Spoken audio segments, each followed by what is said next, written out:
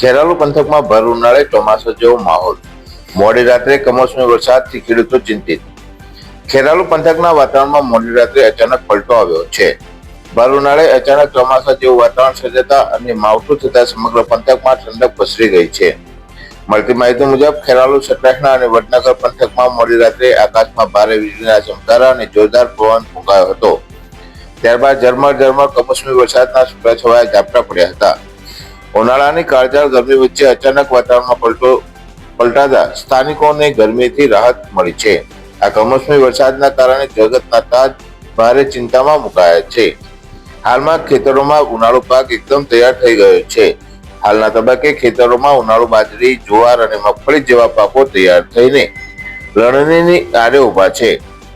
બરાબર લણણીના સમયે જ માવઠું થતા ખેડૂતોને વ્યાપક પ્રમાણમાં નુકસાન જવાની ભીતિ સેવાઈ રહી છે. ખેડૂતોને ડર છે કે જો આ માવઠું વધુ આક્રમક બનશે તો હાથમાં આવેલો કોળિયો છીનવાઈ જઈ શકે છે અને મોટા પાયે આર્થિક નુકસાન વેઠવાનો વારો ખેડૂતોને આવી શકે છે. બ્યુરો રિપોર્ટ, રાષ્ટ્ર વિચાર, ગુજરાતી ન્યૂઝ. અહેવાલ મનોજસિંહ ઠાકોર, ખેરાલુ.